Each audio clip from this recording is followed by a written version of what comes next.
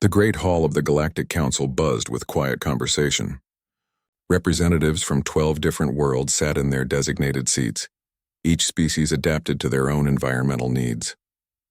The air itself was carefully balanced to keep everyone comfortable, though what worked for the water-breathing Aquarians made the fire-loving Parathi slightly uncomfortable. Hyunwoo Kim stood at the center podium, his simple black suit making him look plain compared to the colorful scales, feathers, and crystalline bodies around him. He held a small datapad and waited patiently for the council to give him attention. "The human requests the floor," announced the council speaker, a tall being with 4 arms and silver skin. "Ambassador Kim, you may present your petition." Hyunwoo bowed slightly, a gesture that seemed to amuse some of the alien representatives. "Honored members of the Galactic Council, humanity requests permission to establish our first colony outside the Sol system. We have identified a suitable world designated Kepler 442b. A low rumble came from Councillor Vex, the massive Saurian representative. His voice was deep and rough like grinding stones. "Humans have been part of galactic society for less than 200 years. Most species wait at least 500 years before attempting off-world colonies. We understand we are new to space," Hyunwoo replied calmly, "but we believe we are ready for this step. Our studies of Kepler 442b show it has breathable atmosphere, water, and suitable gravity. We have prepared extensively." The Aquarian representative, speaking through a water-filled translation device, bubbled with what sounded like laughter. "Suitable? Young human, the world you speak of has electromagnetic storms that would cripple most technology. The temperature swings from freezing to burning. The native life forms are largely predatory. We are aware of these challenges," Hyunwoo said. "We believe they can be managed." From the back of the chamber, a voice cut through the discussion like a blade. "I object to this petition." All heads turned toward Tael, the Viridian representative. The Viridians were an old race, tall and thin with pale green skin and large dark eyes. They had been exploring space when most other species were still learning to make fire. Tael rarely spoke in council sessions, which made his objections surprising. The council speaker gestured with 2 of his arms. "Ambassador Tael, please state your concerns." Tael stood slowly, his movements careful and deliberate.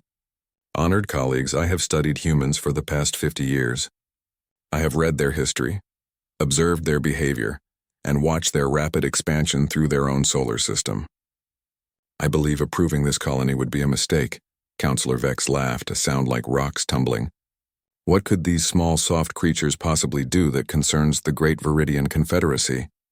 "That is exactly the problem," Tael replied. "You see them as small and soft. You think their short lives and fragile bodies make them weak. But you are missing something important about humans." "Which is?" asked the Aquarian representative. "They do not accept limits," Tael said quietly. "When faced with something impossible, they do not retreat or give up. They find a way to make it possible.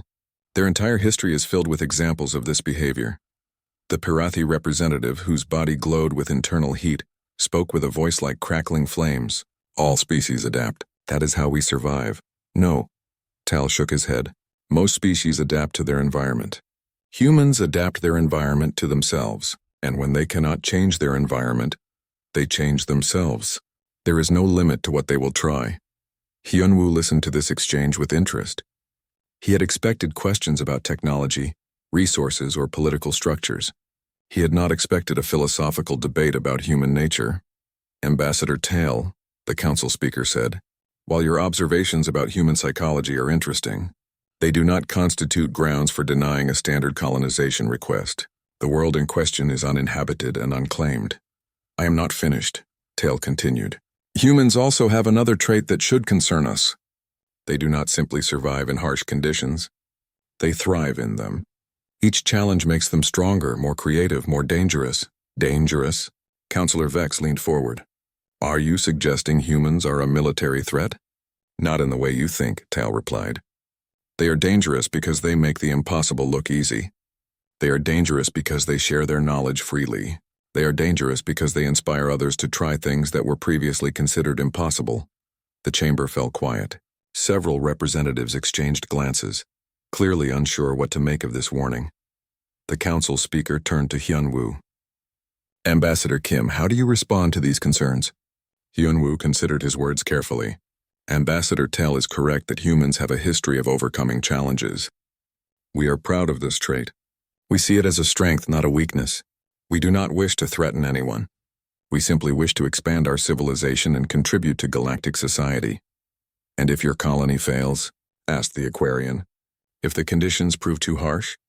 Then we will learn from our mistakes and try again, Hyunwoo answered honestly. Failure is how we improve. Tail made a sound that might have been a sigh.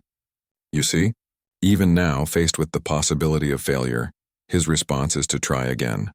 This is what I mean about humans not accepting limits. The council speaker raised all four arms for attention. We have heard the petition and the objection. Unless there are further concerns, we will proceed to vote. I have one final warning, Tail said, his voice carrying across the chamber. If you approve this colony in 10 years, you will understand why I voted against it. Humans do not simply build colonies. They build examples. They show the rest of us what we have been afraid to try. The vote was electronic and anonymous. When the results appeared on the main display, they showed 11 votes in favor and 1 against. The petition is approved, announced the council speaker. Humanity is granted permission to establish a colony on Kepler 442b under standard galactic colonization protocols. Hyunwoo bowed again. Thank you, honored members. We will not disappoint you. As the session ended and representatives began to file out, Tael approached the human ambassador. Up close, the Viridian was even taller than he appeared from a distance. Ambassador Kim, Tael said quietly, I hope I am wrong about your species, but I fear I am not. What exactly do you fear? Hyunwoo asked. Tael's large dark eyes seemed to look right through him. I fear that in a few years every species in this chamber will wish they had your adaptability, your persistence, your refusal to accept defeat. I fear that you will show us all how small our own ambitions have been. That sounds like a good thing, Hyunwoo replied. Perhaps, Tael said, or perhaps it will change everything in ways we cannot predict. Humans make the universe a more dangerous place simply by existing in it. With that cryptic warning, the Viridian ambassador walked away, leaving Hyunwoo alone in the great chamber. Outside the massive windows, stars twinkled in the darkness of space. Somewhere among them was a world that would soon become humanity's first step into the wider galaxy. Hyunwoo smiled. Tael's warnings did not frighten him. If anything, they made him more curious to see what humans could accomplish when they set their minds to it. The Viridian was right about one thing. Humans did not accept limits. That was exactly what made them human. The colony ship Determination dropped out of faster-than-light travel, with a sound like thunder rolling across metal. Through the viewports, Kepler 442b looked like a marble painted with storms. Swirls of purple and gold clouds covered most of the surface, broken only by patches of dark blue ocean and brown land masses. Ginny Park stood on the bridge, watching her new home grow larger on the screens. She was a practical woman in her 40s, with short gray hair and hands that showed years of engineering work. Around her, 50,000 colonists were preparing for the most important day of their lives. Ma'am, called out the navigation officer, we're getting some unusual readings from the planet's electromagnetic field. It's much stronger than our surveys indicated. How much stronger? Gina asked. About 3 times what we expected. The storms down there are generating massive electrical discharges. Before Gina could respond, the ship's lights flickered. Then the main power went out completely, leaving only emergency lighting. What just happened? She demanded.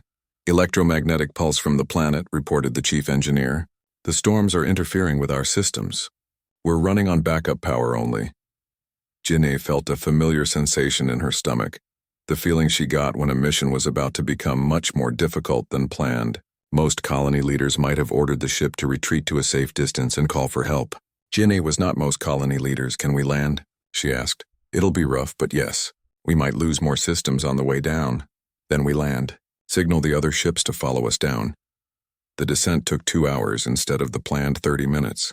The electromagnetic storms played havoc with their navigation systems, forcing the pilots to fly manually through winds that could flip a small building.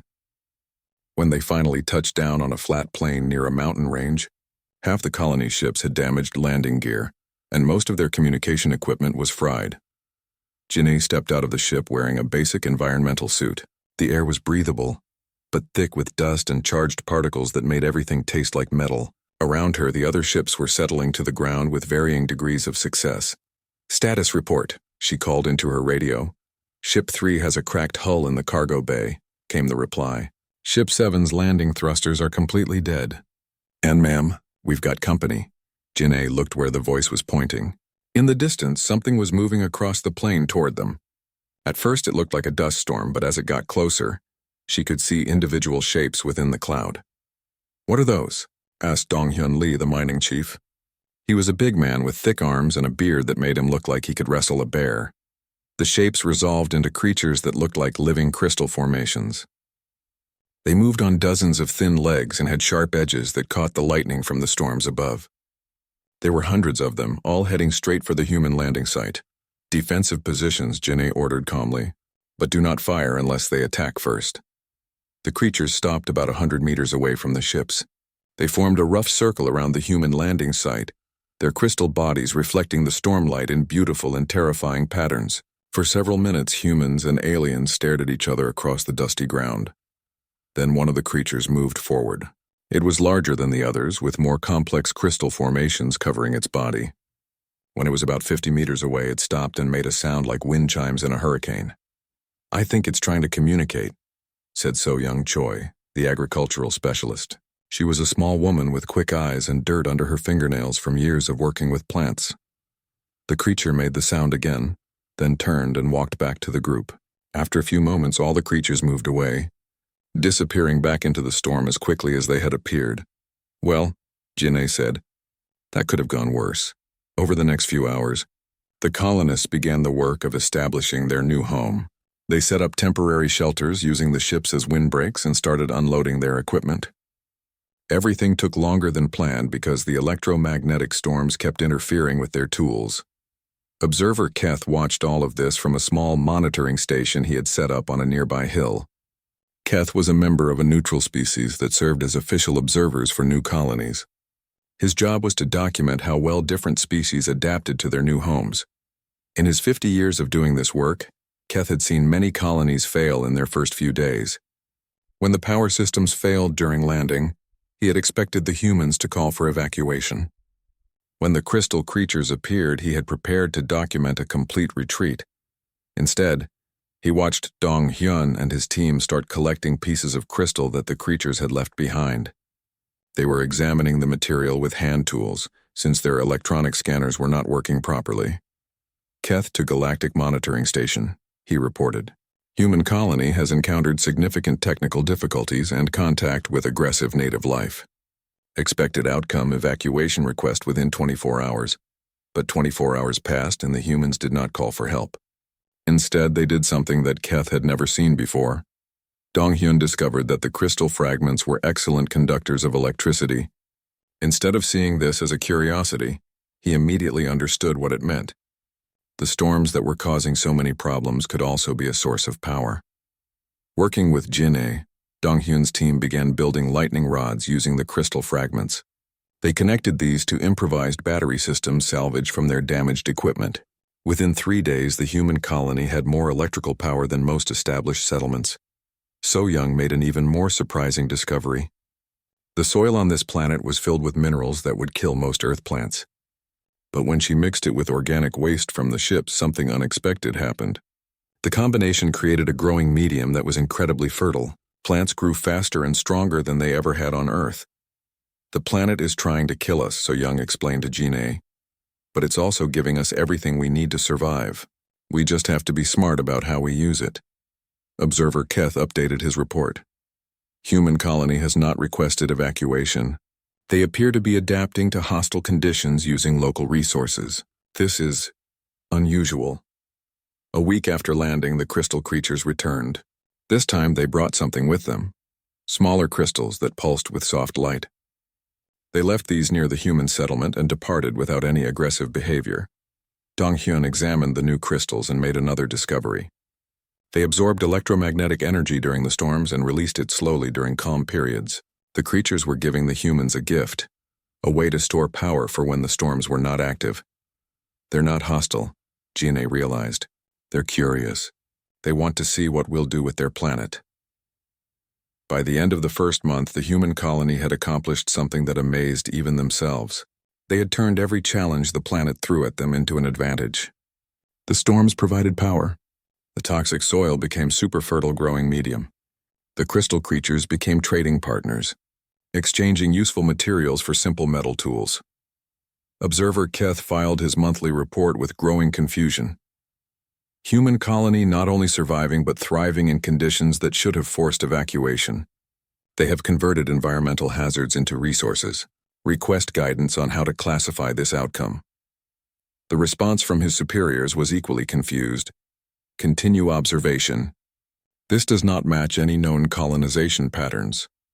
Jeannie stood on a hill overlooking their growing settlement as the sun set through the storm clouds. Around her, humans were building homes using crystal-reinforced metal, growing crops in mineral-rich soil and storing lightning in living batteries. Children were already playing games that involved catching small electrical discharges in their hands. "Ma'am," Dong-hyun approached with his latest discovery. "I've been analyzing the mountain range. The storms are concentrating rare minerals in the peaks. If we can build mining equipment that works with the electromagnetic interference instead of against it, we'll be the richest colony in known space," Jin'e finished with a smile. "Get started on the plans." As she walked back to the settlement, Jin'e thought about Ambassador Tail's warning in the Galactic Council. The Viridian had been right about humans not accepting limits, but he had missed something important. Humans did not just refuse to accept limits, they turned limits into opportunities. They took the word impossible as a personal challenge, and that, Jin'e thought as lightning danced across the sky above her new home, was exactly what made them human. 2 years had passed since the humans first landed on what they now called New Busan. Observer Keth stood on the same hill where he had watched their desperate first days, but the view below was completely transformed. Where once there had been a small cluster of damaged ships and temporary shelters, now sprawled a proper city. Crystal metal buildings rose toward the sky, their surfaces dancing with collected storm energy. Gardens filled with hybrid plants grew in neat rows between the structures, and everywhere, humans moved with the confident purpose of people who belonged exactly where they were. Keth was updating his observation log when his communication device chimed with an incoming message. The face that appeared on his screen belonged to Captain Roth, a Viridian military officer with the same pale green skin and dark eyes as Ambassador Tail. "Observer Keth," Captain Roth said formally, "I am requesting permission to visit your observation post. I have been assigned to conduct a routine inspection of the human colony." Keth knew there was nothing routine about this visit. In his 50 years of monitoring colonies, he had never seen a military inspection during the establishment phase. Something had the galactic powers worried. "Of course, Captain. When should I expect you?" "My ship will arrive in 3 days. Please prepare a full report on human activities." The communication ended, leaving Keth staring at the growing city below. What exactly were the humans doing that required military attention? Min Ho-yoon could have answered that question. The young man was leading his 10th exploration mission across New Busan's largest continent, mapping resources and potential settlement sites. At 25, he had been born on Earth but had spent his teenage years preparing for this colony. This world felt more like home to him than Earth ever had. "Team leader," called out his navigator, "we're approaching the coordinates you marked." Through the crystal-clear dome of their exploration vehicle, Min-ho could see a cluster of structures that looked nothing like human architecture. They were made of the same living crystal as the native creatures, but formed into complex geometric patterns that seemed to pulse with their own light. "Slow approach," Min-ho ordered. "And remember, these beings have been nothing but helpful so far. Let's keep it that way." The crystal beings they had encountered were not the only intelligent life on New Busan. Min-ho's team had discovered at least 3 other species in their explorations. Most were primitive by galactic standards, but they showed clear signs of intelligence and social organization. As their vehicle came to a stop, several of the crystal beings emerged from their structures. Min-ho recognized the leader by the complex patterns etched into its crystalline surface. The humans had started calling him Bright, though they suspected the beings had their own names that humans could not pronounce. Min-ho stepped out of the vehicle, carrying a bag of metal tools and electronic components. These had become standard trade goods. The crystal beings valued refined metals while humans needed their ability to grow and shape crystal formations. Bright approached and made the chiming sound that served as their greeting. Minho had learned to recognize several different tones, though he was far from fluent in their language. What happened next surprised him. Instead of the usual exchange of goods and friendly gestures, Bright led him to a new structure Minho had not seen before. It was larger than the others and seemed to be some kind of workshop. Inside, Minho found something that made him stop and stare. The crystal beings had been copying human technology. Not exactly copying, adapting it. They had taken the basic principles of human tools and reimagined them using their own crystal-growing abilities. There were crystal formations that clearly mimicked human electrical systems, but they were far more efficient than anything humans had built. Other structures looked like communication devices, storage systems, and even vehicles. "They're learning from us," Minho said to his team. "Just like we learned from them." When he returned to New Busan, Minho reported his discovery to Hiejin Wang, the colony's diplomatic liaison. Hiejin was a calm, thoughtful woman who had been chosen for her ability to understand different ways of thinking. "This is bigger than just trade," she told him. "They're not just exchanging goods with us. They're exchanging ideas. We're teaching each other."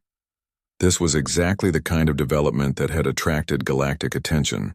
Word was spreading through alien channels that the human colony was not just surviving, but was actively improving the capabilities of native species.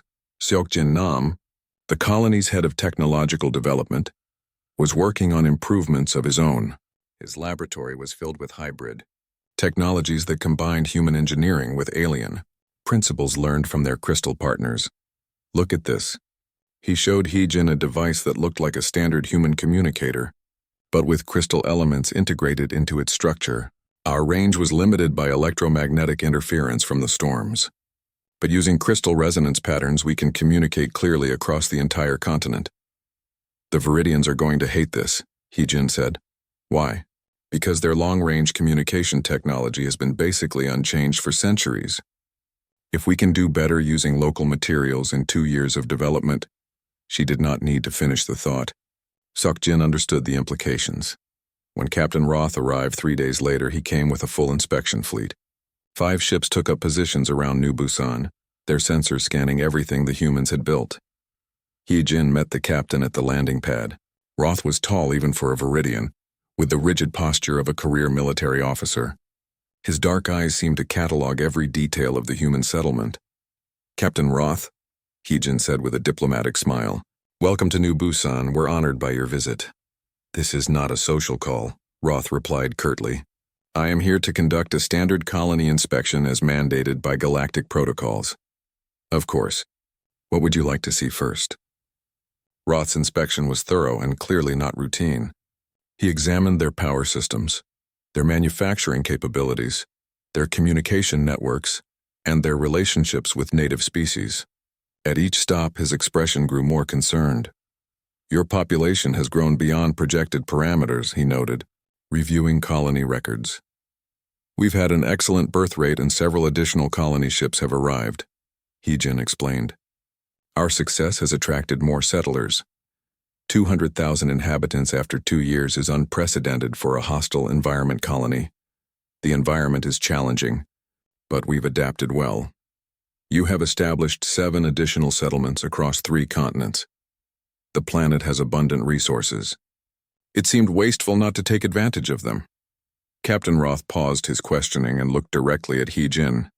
"You have also been contacted by 3 non-council species requesting trade relationships." "Yes. The Kalari, the Thorgan, and the Nexus Collective have all expressed interest in our crystal hybrid technologies. Those species have been considered too primitive for galactic contact.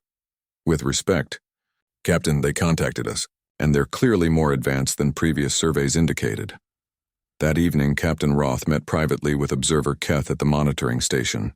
The Viridian officer looked troubled as he reviewed Keth's reports. "In your professional opinion," Roth asked, "how would you classify this colony's development?" Keth considered his words carefully. "It is unprecedented. Most colonies spend their first decade simply establishing basic survival systems. The humans achieved that in their first month and have been in expansion mode ever since." "What concerns me," Roth said, is the rate of technological development. They are combining human engineering with alien principles to create hybrid systems that exceed the capabilities of either component alone. Is that a problem? It is if they continue sharing this technology freely. 3 species have already requested trade relationships. How many more will follow? And what happens when established galactic powers realize that these primitive humans are developing solutions to problems we have lived with for centuries? Keth nodded slowly. You think they are changing the balance of power in the galaxy? I think they are proving that the way we have always done things may not be the only way, or the best way.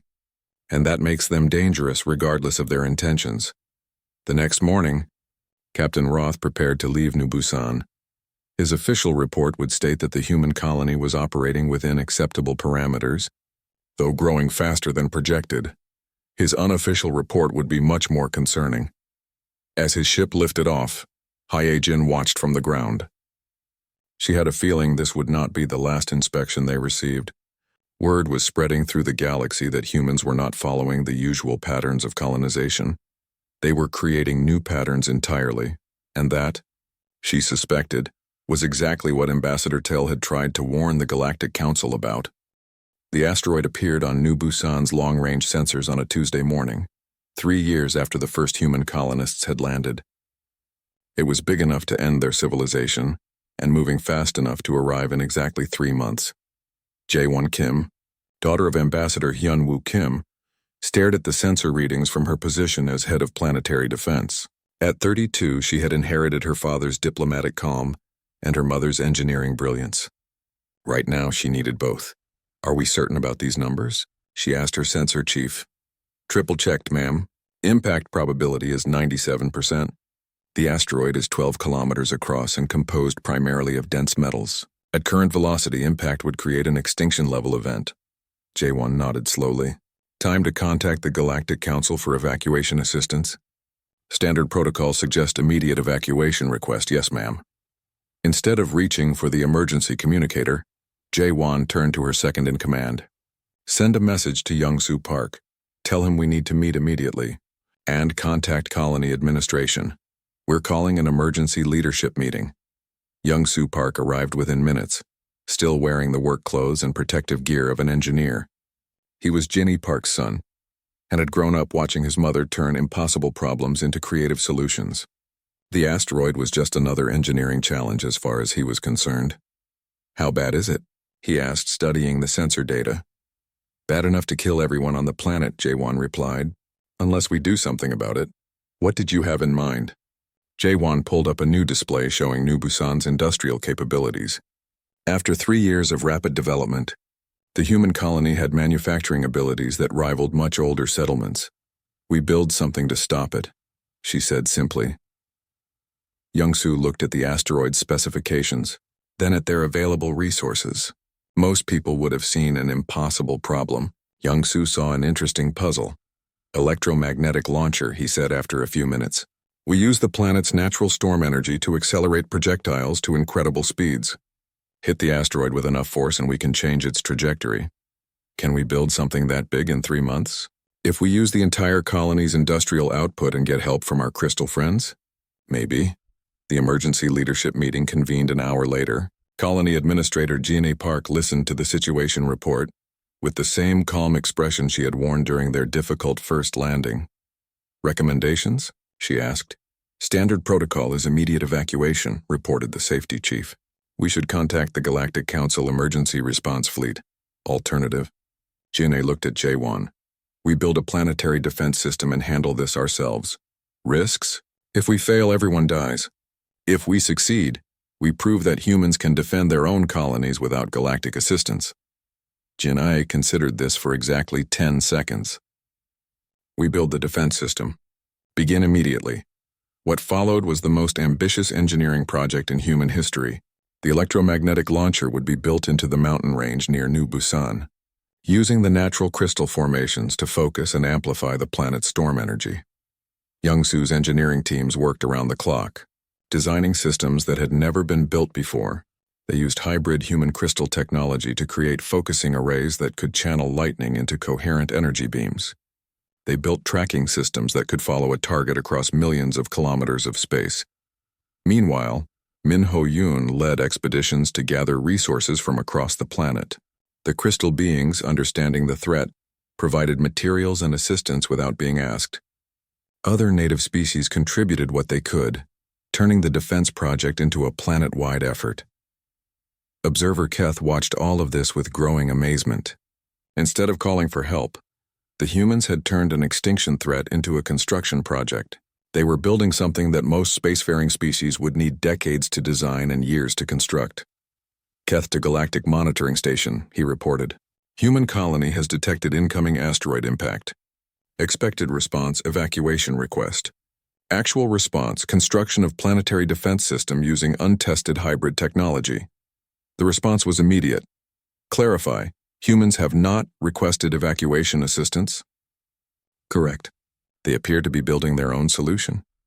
Word of the asteroid reached the Galactic Council within days, not because the humans asked for help, but because Observer Keth's reports had triggered automatic emergency protocols. Ambassador Tal read the situation reports with a mixture of vindication and horror. He had warned the Council about human unpredictability, but even he had not expected this. Admiral Grix, a four-armed military commander from the Council's Emergency Response Division, assembled a rescue fleet within a week. 12 ships loaded with evacuation facilities headed for New Busan at maximum speed. Estimated arrival 2.5 months, Admiral Grix reported to the Council. We should arrive with sufficient time to evacuate the human population before impact. What if they refuse evacuation? Asked the Council speaker. Admiral Grix had commanded hundreds of emergency evacuations. No one had ever refused. Sir, that has never happened. When faced with certain death, all species accept assistance. These are humans, Tal reminded him. They do not respond to situations the way other species do. On New Busan, construction continued at an incredible pace.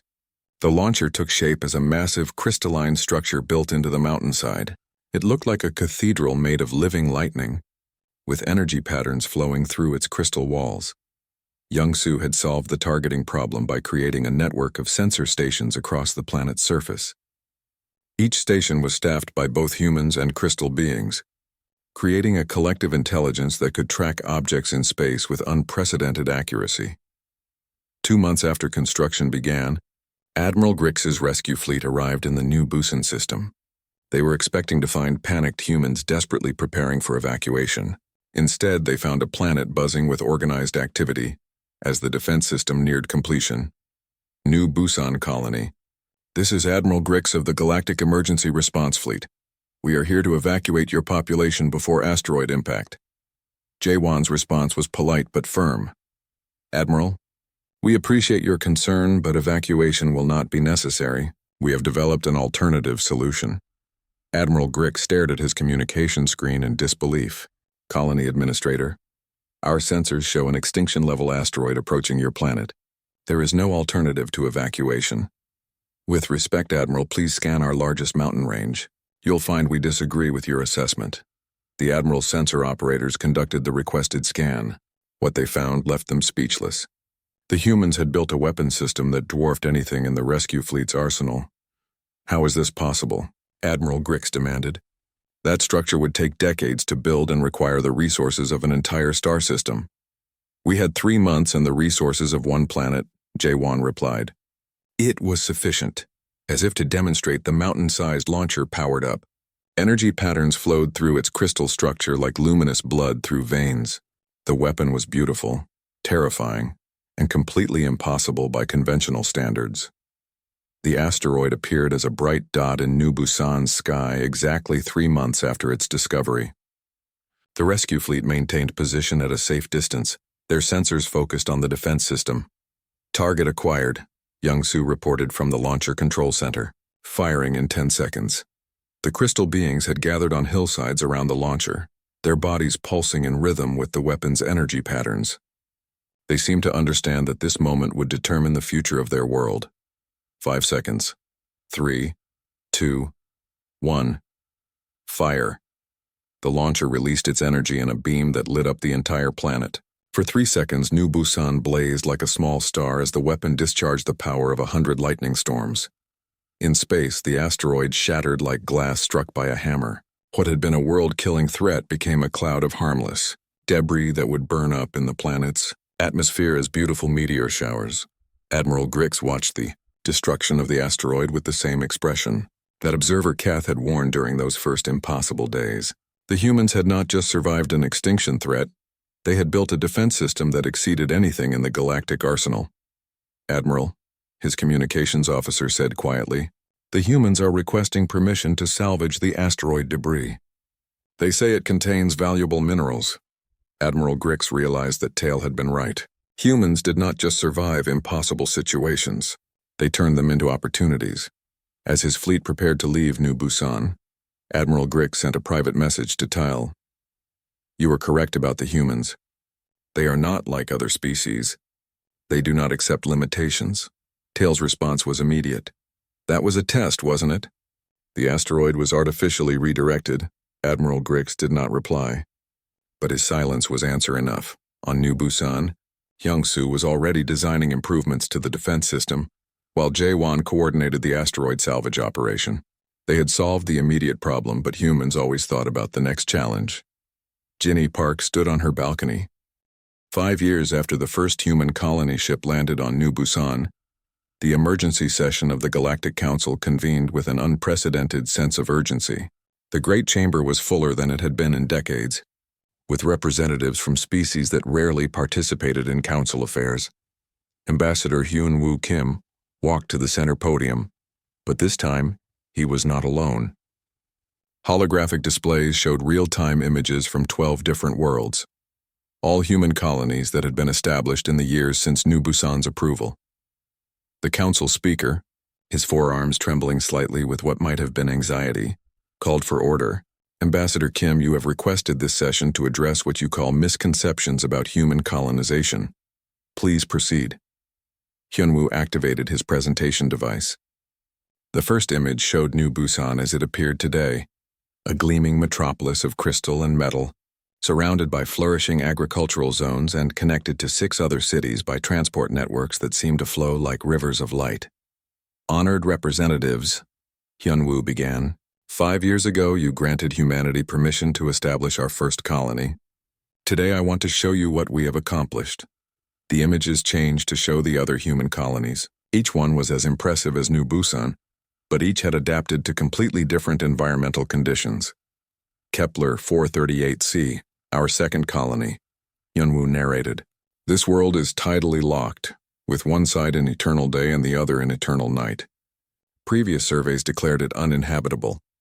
The display showed vast mobile cities that moved along the terminator line between day and night, following the narrow zone where temperatures allowed life to exist.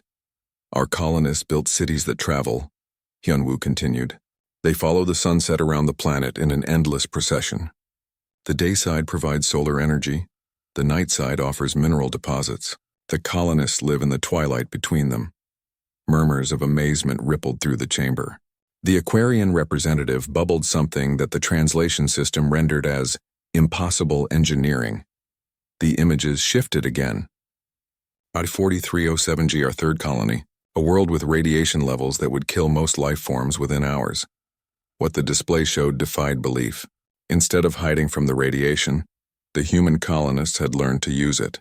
Massive biological complexes grew across the planet's surface, organisms that consumed radiation and converted it into usable energy. "We discovered that certain Earth bacteria could be modified to process radiation," Hyun-woo explained. "Our colonists live in symbiosis with these organisms, gaining protection from the radiation while providing the bacteria with nutrients. The result is a completely self-sustaining ecosystem." Councillor Vex, the Saurian representative, leaned forward with obvious discomfort. "You are saying humans can survive in conditions that would kill our most advanced technology?" "We are saying humans adapt," Hyun-woo replied simply. The presentation continued through each colony. Kepler 442b, now called New Busan, with its storm-powered civilization. Gliese 667cc, a water world where humans had built floating cities that moved with the currents. using the planet's massive storms as a source of kinetic energy. Wolf 1061c, where colonists lived in underground cities connected by tunnel networks that stretched across continents. Each colony represented a solution to what other species considered impossible problems. More disturbing to the Council, each colony had become a center of trade and technological exchange with local species that had previously been considered too primitive for contact. The economic implications, said the Parathi representative, his internal glow flickering with agitation, are significant. Human colonies have become trading hubs for entire sectors. That was not our intention, Hyunwoo said. But when you solve problems that others consider unsolvable, people want to understand how you did it. From the back of the chamber, Ambassador Tail rose to speak. The Viridian looked older than he had 5 years ago, his pale green skin showing the stress lines of someone who had been proven right about something he wished he had been wrong about. Honored colleagues, Tail said, his voice carrying clearly through the chamber. 5 years ago I warned you about approving human colonization. You laughed at my concerns. Today I want to explain why every species in this chamber should fear what humans have accomplished. The chamber fell silent. Tail's warnings about humanity had become legendary after the New Busan incident. Humans do not colonize worlds, Tail continued. They transform them. Every human colony becomes a demonstration that the word impossible has no meaning.